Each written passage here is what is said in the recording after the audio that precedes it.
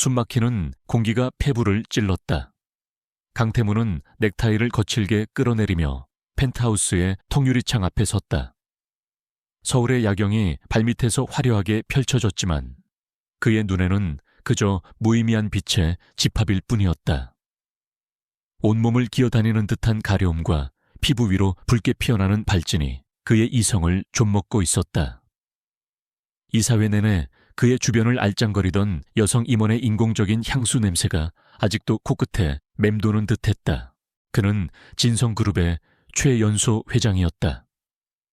냉철한 판단력과 무자비한 결단력으로 재계의 괴물이라 불리는 사내. 하지만 그 완벽해 보이는 갑옷 아래에는 치명적인 약점이 숨겨져 있었다. 그는 여자에게 닿을 수 없었다. 스치는 것만으로도 호흡이 가빠지고 피부는 불에 댄 듯 붉은 반점으로 뒤덮였다. 단순한 알레르기가 아니었다. 어린 시절의 깊은 트라우마가 새겨 넣은 저주 같은 형벌이었다. 회장님, 괜찮으십니까? 약은 드셨습니까? 수화기 너머로 김민준 비서의 걱정스러운 목소리가 들려왔다. 강태무는 위스키병을 들어 잔에 따르며 낮게 으르렁거렸다. 그의 목소리는 평소의 냉정함을 잃고 거칠게 갈라져 있었다. 오늘 밤은 유독 증상이 심했다. 이성을 유지하려 애썼지만 온몸을 핥히는 고통은 그의 통제력을 서서히 무너뜨리고 있었다. 그의 자제력은 한계에 다다르고 있었다. 필요 없어. 오늘 밤은 아무도 들여보내지 마. 그는 전화를 끊고 얼음도 없이 독한 위스키를 단숨에 들이켰다. 타는 듯한 액체가 식도를 타고 내려가며 잠시나마 끔찍한 가려움을 잊게 해주었다. 그는 소파에 몸을 던졌다. 최고급 이탈리아 가죽 소파의 차가운 감촉도 그의 뜨거운 피부를 식히기에는 역부족이었다. 눈을 감자 어린 시절의 잔상이 지독한 악몽처럼 피어올랐다. 그를 버리고 떠나던 어머니의 차가운 눈빛과 그녀의 몸에서 풍기던 낯선 남자의 향수 냄새. 한편 호텔의 다른 쪽에서는 한서리가 고된 아르바이트를 마치고 있었다. 땀에 젖은 유니폼이 몸에 달라붙어 찝찝했지만 그녀는 고단함도 잊은 채 마지막 테이블을 정리했다. 18살 고등학교 졸업을 앞둔 그녀에게 삶은 버거웠다. 부모님을 일찍 여의고 어린 동생과 단둘이 남겨진 그녀는 학교가 끝나면 곧장 일터로 향해야 했다. 오늘 밤도 진상 손님의 트집에 시달리느라 녹초가 된 상태였다. 서리아 VVIP 펜트하우스에서 와인 추가 주문 들어왔는데 네가 좀 다녀올래. 다른 애들은 다 퇴근해서. 매니저의 말에 한서리는 잠시 망설였다. 펜트하우스는 그녀가 일하는 연회장과는 완전히 다른 세계였다. 하지만 추가 수당을 준다는 말에 그녀는 거절할 수 없었다. 동생의 학원비를 생각하면 망설일 여유 따위는 없었다. 그녀는 조심스럽게 최고급 와인이 담긴 트레이를 들고 전용 엘리베이터에 올랐다. 꼭대기층에 도착하자 숨막히는 정적이 그녀를 맞았다. 초인종을 눌렀지만 안에서는 아무런 대답이 없었다. 문이 살짝 열려있는 것을 발견한 그녀는 조심스럽게 안으로 고개를 내밀었다. 어두운 실내에는 값비싼 술 냄새와 남자의 거친 숨소리만이 가득했다. 그녀는 망설이다가 혹시 손님이 쓰러진 것은 아닐까 하는 걱정에 조심스럽게 안으로 발을 들였다. 거실 소파에 한 남자가 위태롭게 누워 있었다. 저기 손님 괜찮으세요? 그녀의 목소리에 남자가 천천히 고개를 들었다. 술에 취한 듯 흐린 한 눈동자가 그녀를 향했다. 강태무였다. 그는 김 비서가 보낸 아로마 테라피스트가 도착한 것이라고 착각했다. 지독한 고통 속에서 그의 이성은 거의 마비된 상태였다. 그는 무언가에 홀린 듯 눈앞에 희미한 인형을 향해 손을 뻗었다. 그의 손이 그녀의 팔에 닿는 순간 강태무는 온몸에 전율이 흐르는 것을 느꼈다. 예상했던 끔찍한 발작이 일어나지 않았다. 불에 댄 듯한 고통도 숨을 조여오는 호흡 곤란도 없었다. 대신 기이할 정도로 편안하고 따뜻한 감각이 그의 손끝에서부터 온몸으로 퍼져나갔다. 수년간 그를 괴롭혀온 지독한 저주가 거짓말처럼 사라지는 순간이었다. 그는 혼란스러운 눈으로 그녀를 바라보았다. 이 기적 같은 평온함은 대체 무엇인가? 한설이는 그의 갑작스러운 행동에 놀라 몸이 굳었다. 거대한 남자의 손이 자신의 팔을 붙잡았지만 이상하게도 위협적으로 느껴지지는 않았다. 오히려 그의 눈빛 속에서 길 잃은 아이 같은 절박함과 고통을 읽었다. 그녀는 자신도 모르게 그에게서 손을 빼내지 않았다. 그 순간 술과 피로에 지친 강태무의 의식이 아득해지며 그녀의 어깨 위로 쓰러졌다. 다음 날 아침 강태무는 익숙하지 않은 평온함 속에서 눈을 떴다. 머리는 숙취로 지끈거렸지만 어젯밤 그를 미치게 했던 알레르기 증상은 흔적도 없이 사라져 있었다. 그는 자신의 몸을 내려다보았다.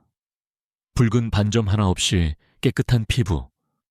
그는 믿을 수 없다는 듯 자신의 팔을 만져보았다.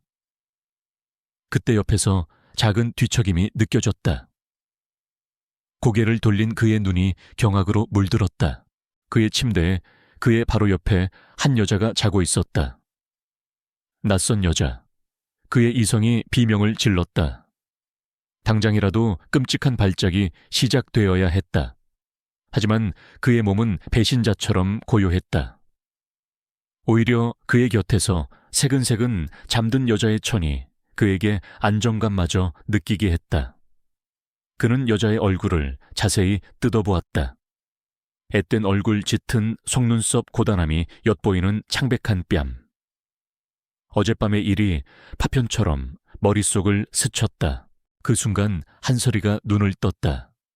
그녀는 낯선 천장을 보고 잠시 혼란스러워하다 이내 옆에 누워있는 강태무를 발견하고는 비명을 질렀다. 그녀는 황급히 몸을 일으켜 흩어진 옷가지를 주워 입었다. 어젯밤의 기억이 흐릿했다. 남자가 고통스러워 보였고 자신이 그를 부축했던 것까지만 기억났다. 그녀는 두려움과 수치심에 얼굴이 새하얗게 질렸다. 저는 그녀가 뭐라고 변명하려 했지만 말이 제대로 나오지 않았다. 강태무는 혼란 속에서도 그녀를 붙잡아야 한다는 본능적인 충동을 느꼈다. 이 기적의 정체를 알아내야만 했다. 하지만 한설이는 그의 손길을 피하며 다급하게 현관으로 달려갔다. 그녀는 뒤도 돌아보지 않고 펜트하우스를 뛰쳐나갔다. 텅 빈 공간에 남겨진 강태무는 자신의 손을 내려다보았다. 그녀의 온기가 아직 남아있는 듯했다. 그는 침대 시트 위에서 그녀의 흔적을 찾았다. 희미하게 남은 샴푸 향기, 그리고 베개 밑에서 작은 학생증 하나를 발견했다. 한설이, 낡고 다른 사진 속에서 교복을 입은 소녀가 어색하게 웃고 있었다. 그는 학생증을 손에 쥔 채 곧바로 김비서에게 전화를 걸었다. 그의 목소리는 어젯밤과는 비교도 안 될 정도로 차분했지만 그 안에는 다급함과 집요함이 서려 있었다. 김비서, 지금 당장 사람을 찾아. 이름은 한설이. 어젯밤 이 호텔에서 일했던 여자야. 무슨 수를 써서라도 반드시 찾아내. 그의 삶을 뒤흔든 하룻밤의 기적. 그것이 우연인지 아니면 운명의 장난인지 알 수 없었다. 확실한 것은 단 하나였다. 강태무는 그의 저주를 풀어줄 유일한 열쇠일지도 모르는 그 소녀를 절대로 놓칠 수 없었다. 그의 인생에서 처음으로 그는 누군가를 절실하게 필요로 하게 되었다. 그 필요가 앞으로 어떤 파장을 불러일으킬지는 상상조차 하지 못한 채였다. 2달이라는 시간은 한설이의 삶을 송두리째 흔들어 놓았다. 처음에는 그저 고된 아르바이트와 학업을 병행하느라 생긴 만성 피로라고 생각했다. 하지만 아침마다 찾아오는 메스꺼움과 어지럼증은 점점 심해졌고 결국 그녀는 일하던 레스토랑 주방에서 정신을 잃고 쓰러졌다. 동료의 손에 이끌려 찾아간 작은 산부인과에서 그녀는 자신의 귓가를 의심해야만 했다. 임신 그것도 쌍둥이였다. 차가운 진료실 의자에 앉아 초음파 사진을 들고 있는 그녀의 손이 가늘게 떨렸다. 두 개의 작은 점. 그녀의 뱃속에서 자라나고 있는 두 개의 생명이었다. 18, 이제 막 어른의 문턱에 서 있는 그녀에게는 너무나도 버거운 현실이었다. 누구에게도 말할 수 없었다. 세상에 단 하나뿐인 피부티인 어린 동생에게 짐이 될 수는 없었다. 그날 밤의 기억은 안개처럼 흐릿했지만 남자의 얼굴과 거대하고 차가웠던 펜트하우스의 풍경만은 선명했다. 그녀는 며칠 밤낮을 고민했다. 아이들을 지울 생각은 단 한 번도 하지 않았다. 하지만 혼자서 두 아이를 키울 자신은 없었다. 절망의 끝에서 그녀는 그날 밤 무의식 중에 챙겨왔던 남자의 명함을 떠올렸다. 진성그룹 회장 강태무. 신문이나 뉴스에서나 보던 이름이었다. 그녀는 이것이 마지막 희망의 동아줄일지도 모른다고 생각했다. 아이들의 아버지를 찾아가야만 했다. 그것이 최소한의 도리이자 아이들을 위한 최선의 선택이었다. 같은 시각 강태무는 지독한 조바심에 시달리고 있었다. 지난 2달간 김 비서를 통해 한설이라는 소녀를 백방으로 찾아다녔지만 그녀는 흔적도 없이 사라진 뒤였다. 학생증에 적힌 주소는 이미 오래전에 떠난 곳이었고 그녀를 기억하는 사람도 없었다. 그날 밤 이후 그의 알레르기 증상은 더욱 악화된 듯했다. 단 한 번 맛본 정상적인 상태, 그 기적과도 같았던 평온함에 대한 갈망이 그를 더욱 고통스럽게 만들었다.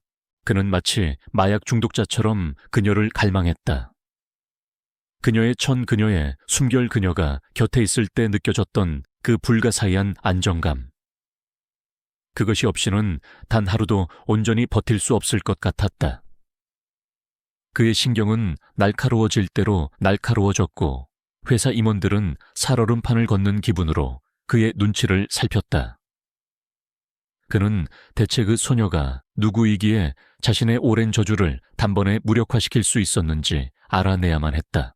결심을 굳힌 한설이는 진성그룹 본사 빌딩 앞에 섰다. 하늘을 찌를 듯 솟은 거대한 유리 건물은 그녀를 더욱 작고 초라하게 만들었다. 그녀는 몇 번이나 망설이다 용기를 내어 로비로 들어섰지만 허름한 교복 차림에 그녀를 방해는 사람은 아무도 없었다. 보안 요원에게 가로막히고 안내 데스크 직원의 비웃음을 사며 그녀는 차가운 현실의 벽에 부딪혔다. 하지만 그녀는 포기하지 않았다. 아이들을 위해서라도 이대로 물러설 수는 없었다. 그녀는 몇 시간을 꼬박 로비 밖에서 그를 기다렸다. 해가 저물고 차가운 밤 공기가 스며들 때쯤 익숙한 검은색 세단 한 대가 건물 지하 주차장에서 빠져나오는 것을 보았다. 한설이는 자기도 모르게 차 앞으로 뛰어들었다. 날카로운 급정거 소리와 함께 차가 멈춰 섰다. 김 비서가 놀라 차에서 내렸고 뒷좌석의 문이 열리며 강태무가 얼음처럼 차가운 얼굴로 모습을 드러냈다. 강태무의 사무실은 그의 성격처럼 차갑고 정돈되어 있었다. 그는 값비싼 소파에 앉은 한설이를 경멸과 의심이 뒤섞인 눈으로 쏘아보았다.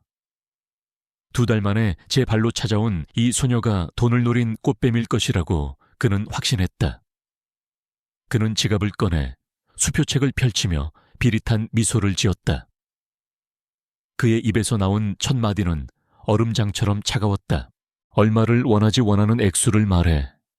입을 다무는 대가로는 충분할 테니. 한설이는 그의 말에 심장이 얼어붙는 것 같았다. 수치심에 얼굴이 달아올랐지만 그녀는 입술을 깨물며 고개를 저었다. 그녀는 돈을 원한 것이 아니었다. 떨리는 손으로 가방에서 초음파 사진을 꺼내 그에게 내밀었다. 사진 속에 작은 2점을 본 강태무의 표정이 미세하게 굳었다. 그녀의 목소리는 작았지만 사무실의 정적을 깨뜨리기에는 충분했다. 당신의 아이들이에요. 강태무는 순간 할 말을 잃었다. 그는 사진과 그녀의 얼굴을 번갈아 쳐다보았다. 혼란불신 그리고 아주 희미한 무언가가 그의 눈동자를 스쳐 지나갔다. 그는 즉시 김 비서에게 비밀리에 유전자 검사를 지시했다. 결과가 나오기까지 며칠의 시간은 두 사람에게 지옥과도 같았다. 한설이는 초조하게 결과를 기다렸고 강태무는 자신의 인생에 들이닥친 거대한 변수를 어떻게 처리해야 할지 고심했다. 결과는 99.9% 친자 관계 성립. 강태무는 서류를 내려놓고 깊은 생각에 잠겼다. 위기이자 기회였다. 보수적인 조부로부터 결혼과 후계자 압박에 시달리던 참이었다. 자신의 치명적인 약점을 아는 사람은 극소수였지만 언제까지나 숨길 수는 없는 노릇이었다. 이 소녀 한설이는 그의 유일한 해독제이자 이제는 그의 아이들을 벤 몸이었다. 운명은 그에게 잔인하면서도 기묘한 답을 던져주었다. 그는 다시 한설이를 자신의 사무실로 불렀다. 이번에는 그의 책상 위에 두툼한 서류 봉투가 놓여 있었다. 그는 감정 없는 목소리로 자신의 제안을 설명하기 시작했다. 그것은 사랑 없는 결혼, 철저한 비즈니스 계약이었다. 그가 원하는 것은 진성그룹의 후계자가 될 아이들과 자신의 옆에서 알레르기 반응을 잠재워줄 아내라는 역할이었다. 그 대가로 그녀와 아이들의 평생을 보장해주겠다고 했다. 한설이는 그의 냉정한 태도에 마음이 아팠지만 아이들의 미래를 위해 다른 선택지가 없다는 것을 알았다. 그녀가 계약서에 서명하려던 순간 문득 궁금해졌다. 모든 것을 다 가진 이 남자가 왜 하필 자신이어야만 하는지. 그녀는 용기를 내어 물었다. 어째서 저여야만 하죠? 질문을 받은 강태무는 잠시 침묵했다. 그는 통유리창 밖으로 시선을 돌리며 오랫동안 숨겨왔던 자신의 가장 깊은 상처를 드러내기로 결심했다. 그의 목소리는 낮고 건조했다. 그는 여자에게 닿을 수 없는 자신의 저주 같은 병에 대해 털어놓았다. 어린 시절에 상처 수년간 겪어온 고통, 그리고 그 지옥 속에서 그녀가 유일한 예외였다는 사실까지. 나오는 내 유일한 해독제다. 내가 아무런 고통 없이 닿을 수 있는 유일한 여자. 그의 고백은 낭만과는 거리가 멀었다. 그것은 절박한 환자가 의사에게 자신의 병을 설명하는 것에 가까웠다. 한설이는 충격에 휩싸였다. 이 결혼은 단지 아이들 때문만이 아니었다. 그녀 자신이 이 남자의 생존에 필수적인 존재였던 것이다. 그녀는 눈앞의 계약서와 처음으로 자신의 약한 모습을 드러낸 남자의 얼굴을 번갈아 보았다. 그리고 천천히 펜을 집어들었다. 한설이가 강태무의 저택에 발을 들인 날, 그녀는 거대한 황금 세장 속에 갇힌 기분을 느꼈다. 어린 동생과 함께 살던 비좁은 옥탑방과는 비교도 할 수 없는 화려함과 광활함이 그녀를 압도했다. 대리석 바닥은 거울처럼 반짝였고 높은 천장에는 거대한 샹들리에가 별처럼 빛났다. 하지만 그 모든 것은 온기 없이 차갑게 느껴졌다. 집사와 사용인들은 깍듯했지만 그들의 눈에는 보이지 않는 벽이 있었다. 그녀의 새로운 삶은 철저히 계약서의 조항에 따라 움직였다. 강태무는 그녀에게 최고의 의식주를 제공했다. 값비싼 옷과 보석 최고급 식사가 매일같이 주어졌지만 그 속에는 어떠한 감정의 교류도 없었다. 그들은 각방을 썼고 대화는 필요한 용건을 전달하는 수준에 그쳤다. 그는 오직 발작의 기미가 보이거나 대외적으로 부부의 모습을 보여줘야 할 때만 그녀를 찾았다. 진성그룹 강태무 회장과 18살의 평범한 여고생의 갑작스러운 결혼 발표는 대한민국을 발칵 뒤집어 놓았다. 언론은 벌떼처럼 달려들었다. 저택의 문 밖은 24시간 내내 기자들과 카메라 플래시로 가득 찼다. 신데렐라 스토리 혹은 추악한 거래. 사람들은 저마다의 상상력으로 그들의 이야기를 써내려갔다. 한설이는 하루아침에 세상의 호기심, 어린 시선 한가운데에 내던져졌다. 그녀에게 쏟아지는 날, 선 질문과 억측들은 보이지 않는 칼날이 되어 그녀의 마음을 핥히었다. 이 모든 혼란을 비릿한 미소로 지켜보는 이가 있었다. 강태무의 사촌이자 진성그룹의 전무이사인 최진혁이었다. 그는 야망이 넘치고 자신의 능력을 과신하는 남자였다. 언제나 자신보다 한 발 앞서 나가는 강태무에게 깊은 열등감과 질투를 품고 있었다. 그는 강태무의 치명적인 약점, 즉 여성 기피증을 언젠가 자신의 무기로 사용할 날만을 기다리고 있었다. 그런데 갑자기 결혼이라니, 그것도 저렇게 배경도 없는 어린애와, 최진혁은 도무지 이해할 수 없었다. 그가 아는 강태무는 여자와 스치기만 해도 지독한 발작을 일으키는 남자였다. 그런 그가 어떻게 결혼 생활을 유지한단 말인가? 분명 무언가 숨겨진 비밀이 있을 터였다. 그는 이 갑작스러운 결혼이 강태무의 무덤이 될 수도 있겠다는 생각에 입꼬리를 올렸다. 그는 이 결혼의 본질을 파헤쳐 강태무를 끌어내릴 기회를 잡기로 결심했다. 얼마 지나지 않아 강태무는 한설이를 데리고 본가로 향했다. 진성그룹의 창업주의자 살아있는 전설인 조부에게 정식으로 인사를 드리기 위해서였다. 차 안에서 그는 한설이에게 차가운 목소리로 경고했다.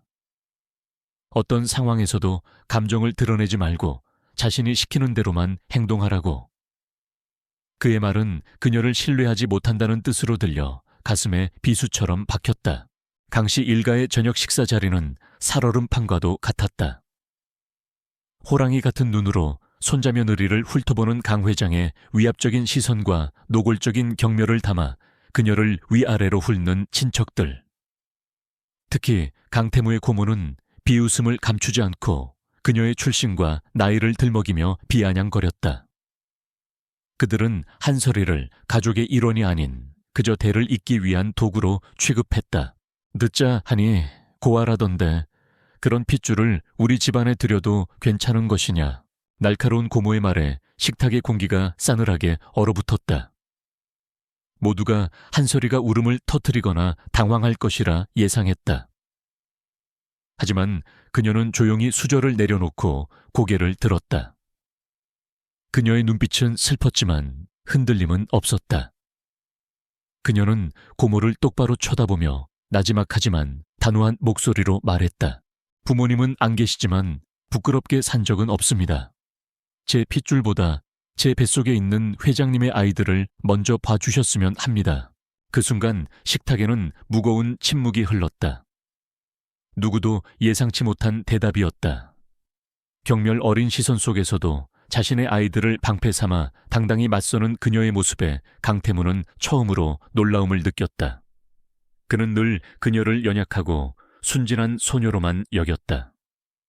하지만 지금 그의 눈앞에 있는 것은 예상보다 훨씬 강인한 사람이었다. 그는 자신도 모르게 그녀를 향한 시선이 조금 달라지는 것을 느꼈다. 최진혁은 이 모든 광경을 흥미롭게 지켜보고 있었다. 그는 두 사람 사이에 미묘한 기류를 놓치지 않았다. 강태무는 분명 저 소녀의 옆에서 이상할 정도로 편안해 보였다. 그의 지독한 병을 아는 최진혁으로서는 도저히 설명할 수 없는 현상이었다. 저 소녀에게는 무언가 특별한 것이 있다. 그것이 무엇인지는 모르지만 강태무의 가장 결정적인 약점과 관련이 있을 것이라는 확신이 들었다. 그날 밤 자신의 사무실로 돌아온 최진혁은 망설임 없이 수화기를 들었다. 그는 뒷세계에서 가장 유능하기로 소문난 사설 정보원에게 전화를 걸었다. 그의 목소리는 뱀처럼 차갑고 은밀했다. 그는 수화기 너머의 상대에게 명령했다. 한설이, 회장님의 새로운 아내 말이오. 그 애의 모든 것을 알아내시오. 태어나서부터 지금까지 먼지 한 톨까지 남김없이 전부다. 돈은 얼마가 들어도 상관없으니. 전화를 끊은 최진혁은 창밖의 도시 야경을 내려다보며 승리의 미소를 지었다. 강태무의 완벽한 성벽에 작은 균열이 보이기 시작했다. 그는 그 균열을 파고들어 성 전체를 무너뜨릴 생각이었다. 한설이라는 이름의 그 작은 소녀가 바로 자신의 손에 들어온 강력한 무기가 될 것이라고 그는 굳게 믿고 있었다. 어둠 속에서 거대한 음모가 조용히 고개를 들고 있었다. 본계에서의 저녁 식사 이후 강태무와 한설이 사이에는 미묘한 변화의 기류가 흘렀다. 저택으로 돌아오는 차 안에서 강태무는 아무 말도 하지 않았지만 평소와는 다른 무언가가 있었다. 그는 저택에 도착해 차에서 내리며 그녀를 돌아보지도 않고 한마디를 던졌다. 그 목소리는 여전히 무심했지만 그 안에 담긴 의미는 결코 가볍지 않았다. 앞으로는 내 뒤에만 서 있지 마. 당신은 이제 진성그룹의 안주인이니까. 그 말은 한설이의 마음에 작은 파문을 일으켰다. 그는 여전히 그녀를 계약 상대로만 대했지만 그날 이후 그녀를 향한 그의 시선에는 아주 미세한 변화가 생겼다. 그는 무심코 그녀를 관찰하는 자신을 발견하곤 했다. 거대한 서재 구석에서 태교에 관한 책을 읽고 있는 그녀의 모습, 저택 사용인들에게 상냥하게 말을 건네는 다정한 목소리, 그리고 어린 동생과 통화할 때마다 아이처럼 환하게 피어나는 미소까지. 그녀의 모든 것은 그가 지금까지 겪어왔던 상류층 여자들과는 달랐다. 그녀에게서는 인공적인 향수 냄새 대신 은은한 비누향이 났고 화려한 보석보다 뱃속의 아이들을 쓰다듬는 손길이 더 빛났다. 그는 그녀의 소박함과 진솔함 속에서 이름 모를 편안함을 느끼기 시작했다. 그녀가 곁에 있을 때면 지독한 알레르기 증상은 물론이고 그의 마음을 짓누르던 만성적인 긴장감마저 희미해지는 듯했다. 그러던 어느 날 오후 강태무의 고모가 예고도 없이 저택을 찾아왔다. 그녀는 정원에서 조용히 책을 읽고 있던 한설이에게 다가가 경멸이 가득한 눈으로 그녀 앞에 서류 봉투 하나를 던졌다. 봉투에서 쏟아져 나온 것은 수십 장의 사진이었다. 한설이가 살던 허름한 옥탑방 편의점과 식당에서 아르바이트를 하던 모습들이 담겨 있었다. 최진혁이 뒷조사로 얻어낸 그녀의 과거였다. 이래도 네가 돈을 보고 태무를 유혹한 게 아니라고 할 테냐, 천박한 것. 어디서 이런 더러운 과거를 가진 애가 감히 우리 집안에 발을 들여. 고모의 모진 말들이 비수처럼 한설이의 가슴에 박혔다. 그녀의 얼굴은 새하얗게 질렸지만 눈물을 보이지는 않았다. 그녀는 입술을 깨물며 흩어진 사진들을 주워 담았다. 부끄럽지 않았다. 가난했지만 단 한순간도 비굴하게 살지는 않았다. 그녀가 막 고개를 들어 무언가 말하려던 순간 등 뒤에서 얼음처럼 차가운 목소리가 들려왔다. 지금 내 집에서 내 아내에게 무슨 짓입니까? 강태무였다. 그는 방금 회사에서 돌아온 참이었다. 그는 바닥에 흩어진 사진과 한설이의 창백한 얼굴, 그리고 고모의 아기의 찬 표정을 차례로 훑어보았다. 그의 눈빛이 순식간에 싸늘하게 가라앉았다. 그의 안에서 무언가 뜨거운 것이 치밀어 오르는 것을 느꼈다. 그것은 단순한 분노가 아니었다. 자신의 것을, 자신의 사람을 지켜야 한다는 강렬한 보호 본능이었다. 그는 한설이의 앞으로 다가가 그녀의 어깨를 감싸 안았다. 그리고는 고모를 향해 살기가 등등한 목소리로 말했다. 고모님께서는 제 아내를 모욕할 자격이 없습니다. 2번 다시 내 사람에게 손가락질하지 마시죠. 여긴 제 집입니다. 당장 나가주십시오. 그의 단호한 태도에 고모는 물론 주변에 있던 사용인들까지 모두 놀라 숨을 죽였다. 아무도 강태무가 이토록 노골적으로 자신의 아내를 감싸고 돌 줄은 예상하지 못했다. 고모는 분노에 찬 얼굴로 무어라 소리치려다 강태무의 살벌한 눈빛에 입을 다물고는 저주를 퍼부으며 저택을 떠났다. 무거운 침묵 속에서 한설이는 자신을 감싸고 있는 그의 팔을 의식했다. 그의 단단한 몸과 천이 고스란히 전해져 왔다. 그녀는 고개를 들어 그를 바라보며 조심스럽게 물었다. 왜 저를 감싸주신 거예요? 강태무는 잠시 대답이 없었다. 그는 복잡한 감정이 뒤섞인 눈으로 그녀를 내려다보다가 나지막이 입을 열었다. 그의 목소리에는 깊은 피로감과 상처가 배어 있었다.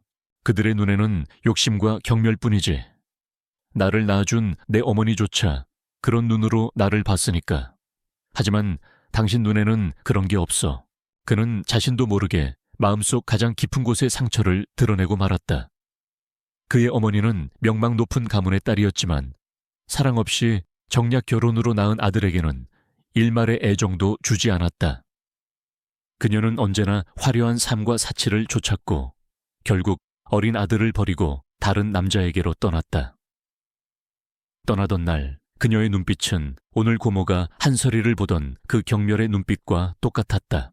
그의 고백에 한설이는 숨을 삼켰다. 그녀는 비로소 그의 여성 기피증이 어디서부터 시작되었는지, 그의 차가운 가면 뒤에 얼마나 깊은 상처가 숨겨져 있는지 알 수 있었다. 평생 가족의 온기를 그리워하며 살아온 고아 소녀는 세상 모든 것을 가졌지만 어머니에게 버림받은 남자의 고독을 본능적으로 이해했다. 그녀는 자신도 모르게 손을 뻗어 그의 팔을 부드럽게 감쌌다. 순간 강태무의 몸이 굳었다. 반사적인 거부 반응이었다. 하지만 이내 끔찍한 발작 대신 따뜻하고 부드러운 감촉만이 느껴진다는 것을 깨달았다. 그는 그녀의 손을 뿌리치지 않았다. 그녀의 작은 손에서 전해져 오는 온기가 수십 년 묵은 그의 마음속 얼음을 조금씩 녹여내리는 것 같았다. 그들은 한참 동안 아무 말 없이 그렇게 서 있었다. 그날 밤 강태무는 자신의 서재에서 홀로 위스키 잔을 기울였다. 그는 좀처럼 일에 집중할 수 없었다. 낮에 있었던 일이 계속해서 머릿속을 맴돌았다. 자신의 분노, 그녀의 강인한 눈빛, 그리고 자신의 팔을 감싸던 그녀의 부드러운 손길까지. 한설이는 더 이상 그에게 단순한 해독제나 계약 상대가 아니었다. 그녀는 그의 가장 깊은 상처를 어루만져준 유일한 사람이었다. 그는 이 관계가 계약서의 조항을 훨씬 넘어서는 복잡한 무언가로 변해가고 있음을 직감했다. 그리고 그 변화가 두렵기보다 어쩐지 기대되기 시작했다. 강태무와 한설이의 관계에 미세한 온기가 깃들기 시작할 무렵 어둠 속의 적은 더욱 교활한 덫을 준비하고 있었다. 최진혁은 한설이의 뒷조사에서 별다른 흠결을 찾아내지 못하자 더욱 대담한 방법을 쓰기로 마음먹었다. 그는 강태무의 면역이 오직 한설이에게만 적용되는 특별한 현상일 것이라는 가설을 세웠다. 그리고 그 가설을 증명하기 위해 진성그룹의 미래가 걸린 중요한 자선 행사를 무대로 선택했다. 그날 밤 행사장에는 대한민국의 정재계 인사들과 해외의 주요 투자자들이 모두 모여들었다. 강태무는 임신으로 배가 조금씩 불러오는 한설이의 허리를 감싼 채 수많은 카메라 플래시 세례를 받으며 입장했다. 이전과 달리 그의 손길에는 계약관계 이상의 자연스러운 보호 본능이 깃들어 있었다. 한설이는 여전히 이런 자리가 낯설었지만 곁에 있는 그의 존재만으로도 큰 위안을 얻었다. 최진혁은 멀리서 그들을 지켜보며 기회가 오기만을 기다렸다. 그의 옆에는 매혹적인 외모의 외국인 사업 파트너 소피아가 서 있었다. 최진혁은 그녀에게 강태무 회장의 환심을 사면 엄청난 규모의 계약을 따낼 수 있을 것이라며 은밀하게 부추겨 놓은 상태였다. 야심에 찬 그녀는 최진혁의 의도도 모른 채 기꺼이 그의 장기말이 되어주기로 했다. 강태무가 잠시 한설이와 떨어져 유럽에서 온 큰손 투자자들과 심각한 대화를 나누는 순간 최진혁은 소피아에게 눈짓을 보냈다. 그녀는 마치 발을 헛디딘 것처럼 비틀거리며 강태무의 품으로 쓰러졌다. 그녀의 손이 그의 팔에 닿고 그녀의 몸에서 풍기는 진한 향수 냄새가 그의 코끝을 스치는 순간 끔찍한 재앙이 시작되었다. 강태무의 입에서 짧은 신음이 터져 나왔다. 그의 얼굴이 순식간에 창백해지기 시작했다. 소피아의 손이 닿았던 팔에는 붉은 발진이 두드러기처럼 피어났고 목을 조르는 듯한 갑갑함에 호흡이 가빠졌다. 주변의 투자자들이 그의 이상을 감지하고 웅성거리기 시작했다. 수많은 시선이 집중되는 그 순간 그의 완벽한 통제력에 균열이 가기 시작했다. 이 모든 것을 계산한 최진혁은 만족스러운 미소를 지으며 어둠 속으로 몸을 숨겼다. 그의 계획은 완벽하게 성공했다. 강태무는 가장 중요한 순간에 가장 많은 사람들 앞에서 무력하게 무너지고 있었다. 김비서가 황급히 달려오려 했지만 이미 강태무의 주변은 혼란에 빠진 사람들로 가로막혀 있었다. 그의 제국이 순식간에 무너져 내릴 수도 있는 절체절명의 위기였다. 그때였다. 홀로 다른 손님과 대화를 나누고 있던 한설이가 이변을 눈치챘다. 그녀는 남편의 고통스러운 얼굴을 본 순간 망설일 시간이 없다는 것을 직감했다. 그녀의 안에서 잠재되어 있던 강인함과 아이들을 지키려는 모성애가 동시에 폭발했다. 그녀는 임신한 몸이었지만 조금도 주저하지 않고 인파를 향해 움직였다. 그녀는 영리하게 행동했다. 무작정 달려드는 대신 옆에 있던 웨이터의 트레이를 향해 일부러 비틀거리며 부딪혔다. 요란한 소리와 함께 수십 개의 샴페인 잔이 바닥으로 쏟아지며 박살이 났다. 순간적으로 모든 사람들의 시선과 카메라의 초점이 그쪽으로 쏠렸다. 그녀는 그 찰나의 순간을 놓치지 않고 혼란을 틈타 강태무의 곁으로 파고들었다. 그녀는 그의 손을 단단히 붙잡았다. 그녀의 따뜻한 천이 전해지자 강태무의 거친 호흡이 조금씩 안정을 되찾기 시작했다. 그녀는 당황한 기색 없이 걱정스러운 얼굴로 모여든 투자자들을 향해 침착하게 말했다. 남편이 요즘 과로가 심해서 현기증이 온 것 같습니다. 소란을 피워 죄송합니다. 잠시 바람을 쐬면 괜찮아질 겁니다. 그녀의 차분하고 당당한 태도는 사람들을 안심시키기에 충분했다. 그녀는 쓰러지기 직전인 강태무를 부축하며 김비서의 안내를 받아 행사장 뒤편의 비상구로 향했다. 그녀는 단순히 그의 해독제 역할만 한 것이 아니었다. 절체절명의 위기 속에서 그의 존엄성과 사업 전체를 지켜낸 유능한 전략가이자 수호자였다. 아무도 없는 대기실에 도착하자마자 강태무는 소파 위로 쓰러졌다. 한솔이는 그의 곁에 앉아 계속해서 그의 손을 잡고 다른 손으로는 그의 임에 맺힌 식은땀을 닦아주었다.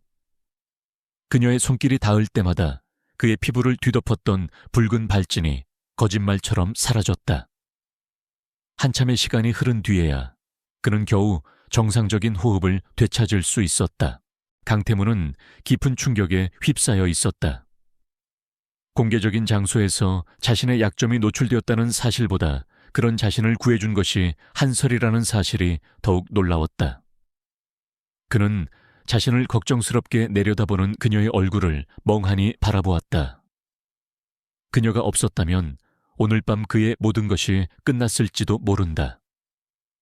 그의 명성, 그의 사업, 그가 평생을 바쳐 이룩한 모든 것들이 그는 비로소 깨달았다. 한설이는 더 이상 계약서상의 아내나 자신의 병을 치료하기 위한 도구가 아니었다.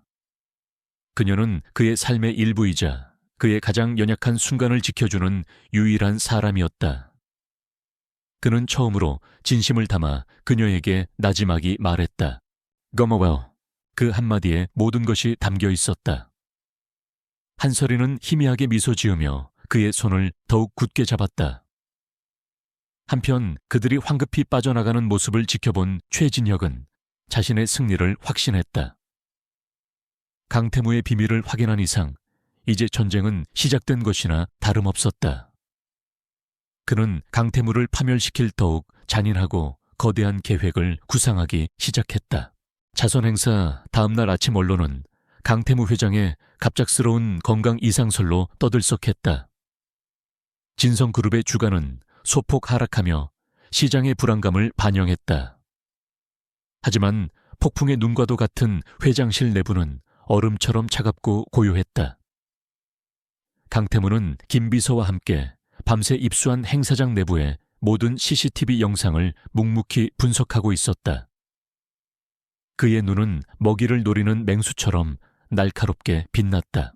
영상은 모든 것을 명확하게 보여주었다. 최진혁이 소피에게 무언가 지시하는 듯한 모습 사건 직전 그가 보낸 미세한 신호, 그리고 일이 터진 후 그의 입가에 번졌던 희미한 미소까지. 우연을 가장한 완벽한 각본이었다. 강태무는 주먹을 불끈 쥐었다. 더 이상 의심의 여지가 없었다. 이것은 자신의 핏줄이 자신의 자리를 탐내어 날린 비겁한 선전포고였다. 최진혁 전무의 모든 것을 다시 훑어봐.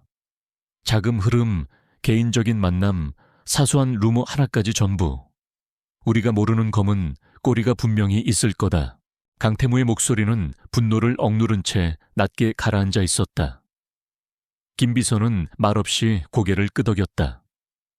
이제 조용한 방역이 시작될 차례였다. 그날 이후 강태무의 생활에는 눈에 띄는 변화가 생겼다. 가장 큰 변화는 한설이를 대하는 그의 태도였다. 그는 더 이상 그녀를 투명인간 취급하거나 필요할 때만 찾는 도구로 대하지 않았다. 그는 서재에서 혼자 하던 식사를 멈추고 텅 비어 있던 거대한 식탁에서 그녀와 마주 앉아 저녁을 먹기 시작했다. 처음에는 어색한 침묵이 흘렀지만 그는 서툴게나마 먼저 말을 걸었다. 아이들은 괜찮은지, 오늘 하루는 어땠는지. 그의 작은 관심은 한솔이의 얼어붙었던 마음에 따스한 햇살처럼 스며들었다. 그녀는 그의 질문에 조심스럽게 대답하며 처음으로 그와 일상을 공유하는 기분을 느꼈다. 어느 날 밤 강태무는 회사 일로 깊은 고뇌에 빠져 있었다. 복잡하게 얽힌 해외 계약 문제로 골머리를 앓던 그는 자신도 모르게 서재가 아닌 한설이가 있는 거실로 향했다. 소파에 앉아 조용히 뜨개질을 하고 있는 그녀의 모습이 이상하게도 마음에 안정을 주었다. 그는 그녀의 맞은편에 앉아 무심결에 자신의 고민을 털어놓기 시작했다. 그는 회사의 기밀이나 구체적인 상황을 말하지는 않았다. 하지만 그가 느끼는 엄청난 압박감과 보이지 않는 적들과의 싸움 속에서 느끼는 고독함에 대해서는 솔직하게 이야기했다. 한설이는 경영에 대해서는 아무것도 몰랐다. 그래서 어설픈 조언 대신 그저 조용히 그의 이야기를 들어주었다. 그녀는 그의 잔에 따뜻한 차를 채워주며 진심 어린 눈으로 그를 바라보았다. 그녀의 침묵은 그 어떤 위로의 말보다 더 큰 힘을 가지고 있었다. 강태무는 처음으로 누군가에게 자신의 연약한 속내를 드러내 보였다. 그녀의 곁에서 그는 더 이상 완벽해야만 하는 진성그룹의 회장이 아니었다. 그저 고단한 싸움에 지친 한 남자일 뿐이었다. 그녀의 존재는 이제 육체적인 해독제를 넘어 그의 영혼을 치유하는 안식처가 되어가고 있었다. 한편 김 비서의 조사는 조용하지만 빠르게 진행되고 있었다. 마침내 최진혁의 비자금 내역과 불법적인 자금 거래 증거가 담긴 결정적인 자료들이 강태무의 손에 들어왔다. 하지만 이것은 양날의 검이었다. 섣불리 공개했다가는 역풍을 맞을 수도 있었고 최진혁이 눈치채고 증거를 인멸할 시간도 충분했다. 그는 원본 서류들을 누구도 예측할 수 없는 가장 안전한 곳에 보관해야만 했다. 그날 밤 강태무는 잠겨있는 서류 가방을 들고 한설이의 침실 문을 두드렸다. 그는 그녀에게 현재 자신이 회사 내부의 적과 싸우고 있으며 이 가방 안에 든 것이 그 전쟁을 승리로 이끌 유일한 무기라고 설명했다. 그리고 그는 가방의 유일한 열쇠를 그녀의 손에 쥐어주었다. 그의 눈빛은 그 어느 때보다 진지했다. 이 집안에서 내가 온전히 믿을 수 있는 사람은 당신뿐이야. 이 열쇠를 그리고 내 미래를 당신에게 맡기지. 한설이는 떨리는 손으로 작은 열쇠를 받았다. 차가운 금속의 감촉 위로 그의 절대적인 신뢰의 무게가 고스란히 느껴졌다. 그녀는 이제 단순한 계약 아내가 아니었다. 그의 가장 중요한 비밀을 공유하고 그의 운명을 함께 짊어진 유일한 파트너가 된 것이다. 그녀는 굳은 표정으로 고개를 끄덕이며 목숨을 걸고 이 열쇠를 지키겠다고 다짐했다. 그날을 기점으로 두 사람의 관계는 이전과는 비교할 수 없을 정도로 깊어졌다. 강태무는 바쁜 시간을 쪼개 그녀의 정기검진에 동행했고 뱃속 아이들의 심장 소리를 들으며 희미한 미소를 짓기도 했다. 한설이는 밤늦게까지 일하는 그를 위해 따뜻한 야식을 준비해 서재로 가져다 주었다. 그들의 서툰 배려와 관심은 차가웠던 저택의 공기를 조금씩 바꾸어 놓았다. 어느 늦은 밤 서재에서 돌아온 강태무는 거실 소파에 잠들어 있는 한설이를 발견했다. 그녀의 배 위에는 아기 이름에 관한 책이 펼쳐져 있었다. 그는 조심스럽게 책을 치우고 그녀의 몸 위로 담요를 덮어주었다. 잠든 그녀의 평온한 얼굴을 내려다보는 그의 가슴 속에서 알레르기 반응과는 전혀 다른 종류의 따뜻함이 피어올랐다. 그것은 아마도 사랑이라는 이름의 감정일지도 몰랐다. 최진혁의 집요한 추적은 마침내 거대한 진실의 윤곽을 드러내기 시작했다. 그는 자선 행사의 영상을 수백 번도 더 돌려보았다. 고통에 무너지는 강태무, 그리고 한설이의 손길이 닿자마자 기적처럼 진정되는 그의 모습. 어린 시절 어머니가 떠난 직후 강태무가 이상한 병을 앓기 시작했다는 희미한 소문과 모든 조각들이 합쳐지는 순간 최진혁의 머릿속에 섬광처럼 끔찍하고도 기막힌 가설 하나가 떠올랐다. 그는 자신의 가설을 확인하기 위해 강씨 집안에서 오랫동안 일하다 은퇴한 늙은 집사를 돈으로 매수했다. 늙은 집사의 입에서 나온 이야기는 충격적이었다. 강태무가 여자와 닿을 수 없다는 비밀, 그것이 깊은 정신적 트라우마에서 비롯된 시민성 알레르기라는 사실, 그리고 한설이가 그 저주를 무력화시키는 유일한 예외라는 것까지. 최진혁은 온몸에 소름이 돋는 것을 느꼈다. 이것은 강태무의 가장 완벽한 약점이었다. 그를 나락으로 떨어뜨릴 수 있는 절대적인 무기. 그는 강태무를 직접 공격하는 것이 어리석은 짓임을 알았다. 목표는 한설이었다. 연약해 보이지만 강태무의 제국을 떠받치고 있는 핵심 기둥. 그는 며칠간 그녀의 동선을 파악했다. 그녀가 매일 오후 저택의 가장 깊숙한 곳에 있는 유리 온실에서 혼자만의 시간을 보낸다는 사실을 알아냈다. 그곳은 외부와 완벽히 차단된 그녀를 고립시키기에 최적의 장소였다. 약속된 날 최진혁은 아무도 모르게 온실로 숨어들었다. 향기로운 꽃들 사이에서 조용히 책을 읽고 있던 한설이는 그의 갑작스러운 등장에 깜짝 놀랐다. 그는 평소의 사람 좋은 미소를 지우고 뱀처럼 차갑고 끈적한 눈빛으로 그녀를 바라보았다. 그의 입에서 나온 첫 마디는 그녀를 그 자리에 얼어붙게 만들었다. 강태무 회장의 유일한 해독제 기분이 어떤가. 한설이의 심장이 철렁 내려앉았다. 그가 모든 것을 알고 있었다. 최진혁은 그녀의 창백한 얼굴을 보며 만족스럽게 웃었다. 그는 자신이 알아낸 모든 것을 잔인하게 읊었다. 강태무의 비밀스러운 병, 그녀만이 유일한 예외라는 사실. 그리고 그녀가 없다면 강태무는 사회적으로 매장당할 수밖에 없는 반쪽짜리 인간이라는 것까지. 네가 그놈 곁에 있는 한태무는 언제 터질지 모르는 시한폭탄을 안고 사는 것과 같아. 진성그룹 전체를 위험에 빠뜨리는 존재가 바로 너란 말이다. 그의 아기의 찬 목소리가 온실의 공기를 갈랐다. 그는 한설이에게 거부할 수 없는 제안을 했다. 두 가지 선택지였다. 하나는 강태무가 그에게 불리한 증거를 모으고 있다는 것을 알고 있으니 그것을 찾아 자신에게 넘기고 조용히 사라지는 것. 그렇게만 해준다면 그녀와 뱃속의 아이들이 평생 돈 걱정 없이 살 수 있도록 해주겠다고 약속했다. 만약 그의 제안을 거절하거나 이 사실을 강태무에게 알린다면 두 번째 선택지가 실행될 것이었다. 그는 강태무의 비밀을 언론에 전부 터뜨릴 생각이었다. 그가 모아둔 의무기록과 증언들을 이용해 강태무를 그룹을 이끌 수 없는 정신병자로 만들 작정이었다. 그렇게 되면 진성그룹의 주가는 폭락하고 투자자들은 등을 돌릴 것이며 강태무가 평생을 바쳐 지켜온 모든 것이 한 줌의 재로 변할 터였다. 선택해. 네가 사랑하는 남자를 위해 그의 곁을 떠나 그의 제국을 살릴 것인가? 아니면 내 이기적인 사랑 때문에 그와 함께 공멸할 것인가? 최진혁의 말은 한설이의 심장을 갈갈이 찢어 놓았다.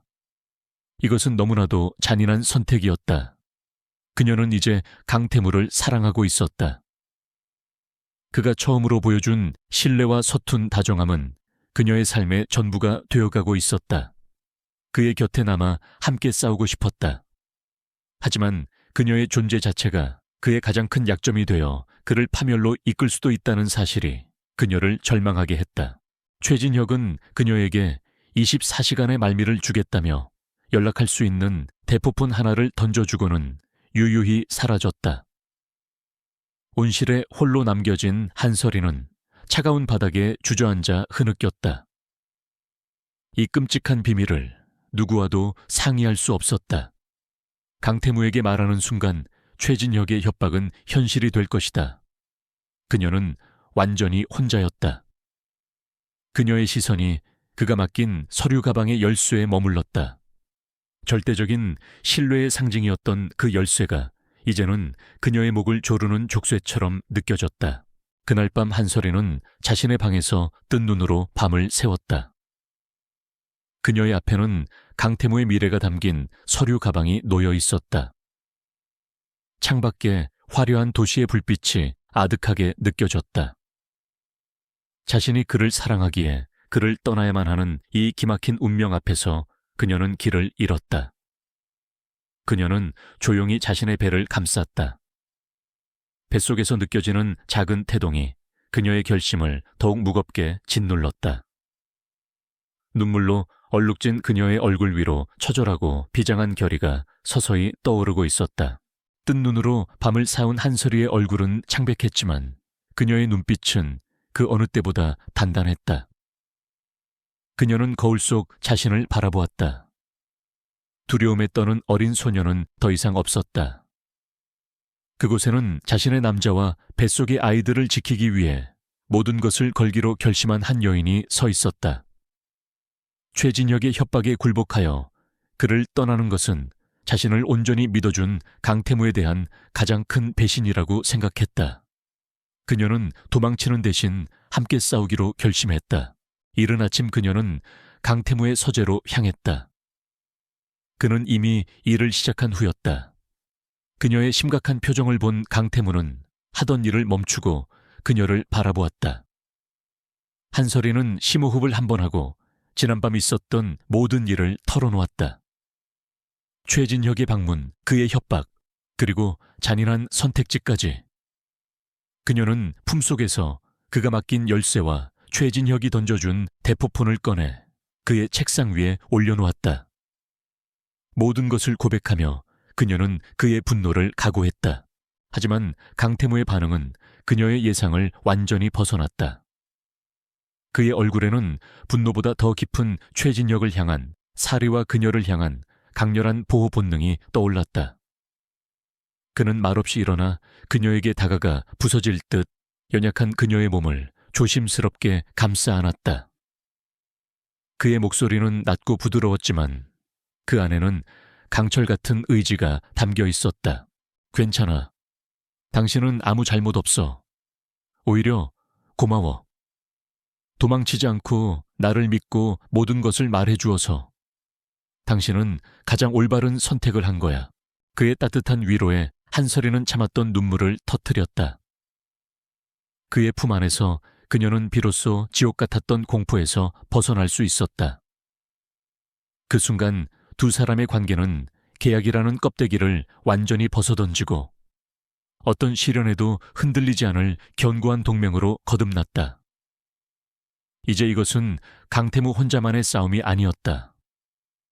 그들의 싸움이었다. 강태무는 타고난 전략가였다. 그는 최진혁의 수를 체스판 위에 뻔한 움직임으로 읽고 있었다. 그는 분노를 가라앉히고 냉철하게 상황을 분석하기 시작했다. 적이 설치한 폭탄을 해체하는 가장 좋은 방법은 폭발하는 시간과 장소를 이쪽에서 통제하는 것이다.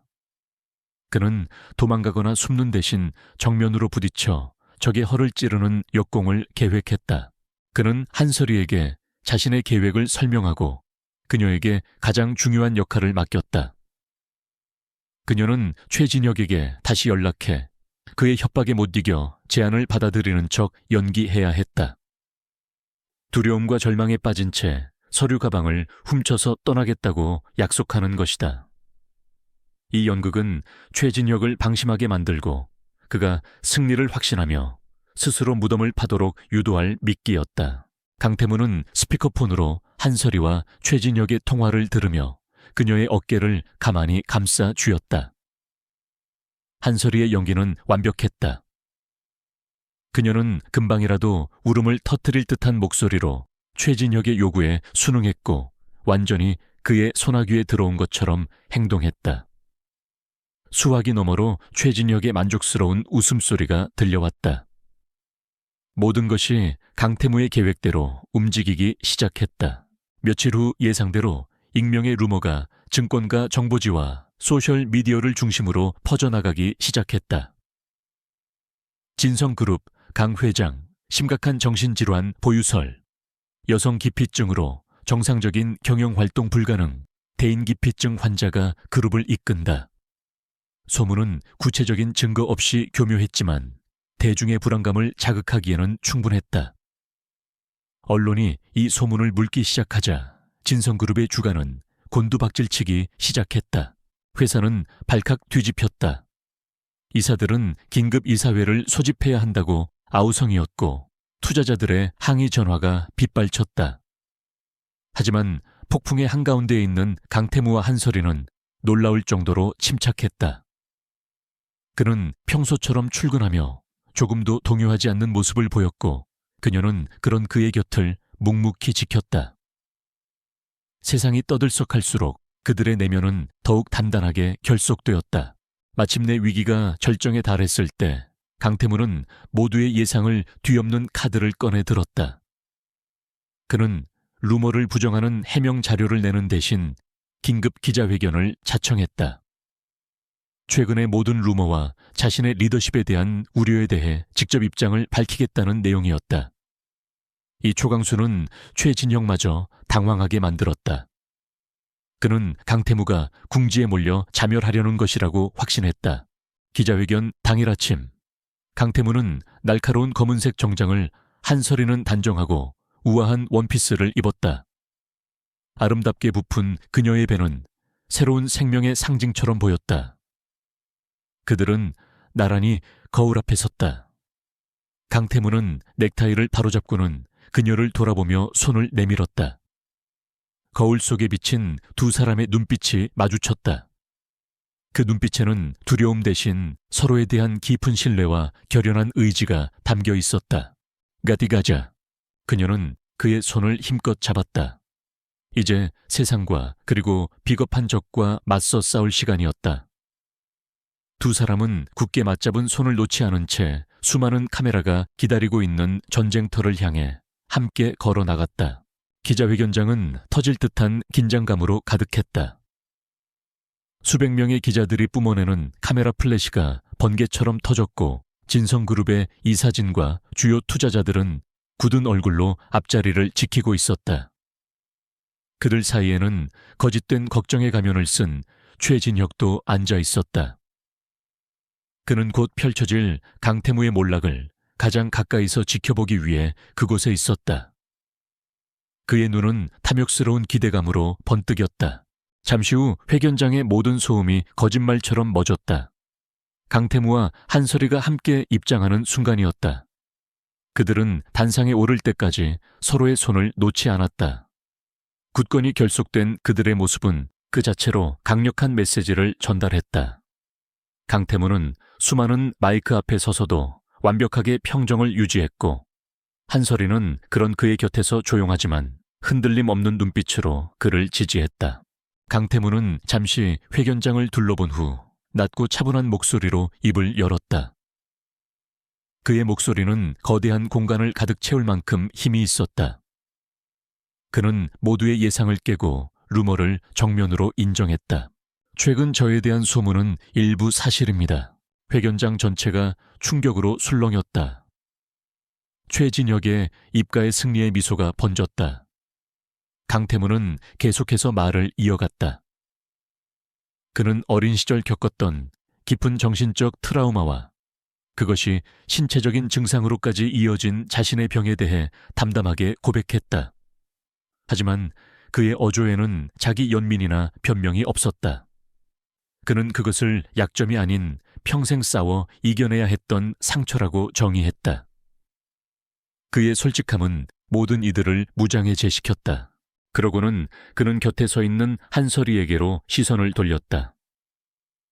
강철 같던 그의 목소리가 눈에 띄게 부드러워졌다. 그는 세상 사람들에게 그녀가 신데렐라나 돈을 노린 사기꾼이 아니라고 말했다. 오히려 그녀의 강인함과 따뜻함이 자신의 가장 깊은 상처를 치유해주고 있다고 고백했다. 제 아내는 저의 약점이 아닙니다.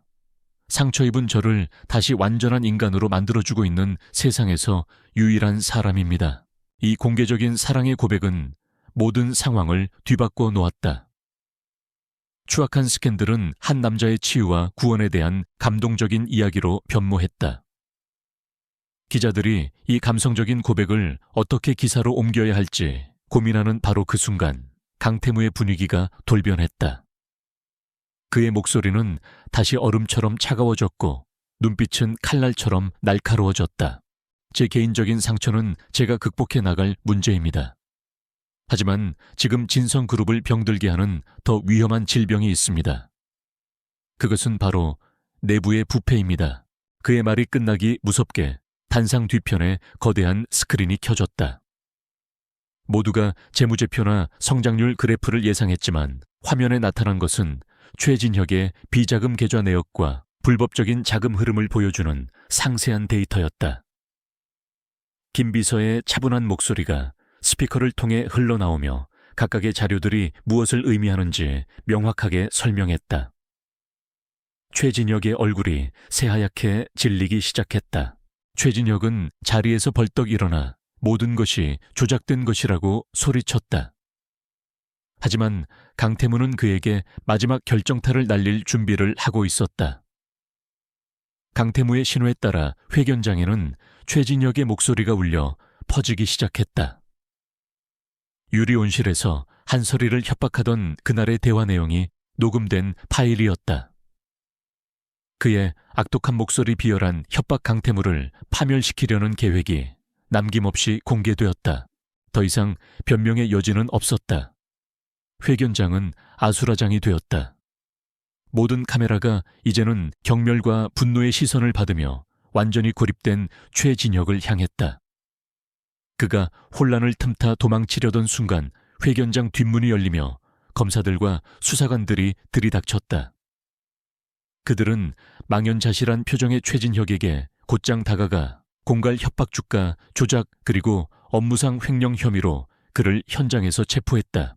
차디찬 수갑이 그의 손목에 채워지는 순간 길고 길었던 전쟁은 끝이 났다.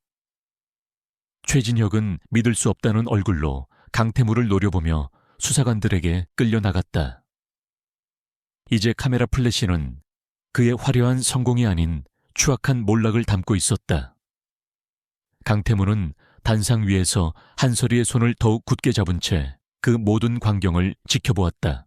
그는 가장 큰 약점을 세상에 드러냄으로써 역설적으로 가장 큰 힘을 얻었다. 그는 자신의 회사와 명예를 지켜냈을 뿐만 아니라 사랑하는 여인과 자신의 상처까지도 당당하게 지켜냈다. 소란이 극에 달한 회견장 한가운데서 그는 조용히 한설이를 내려다보았다.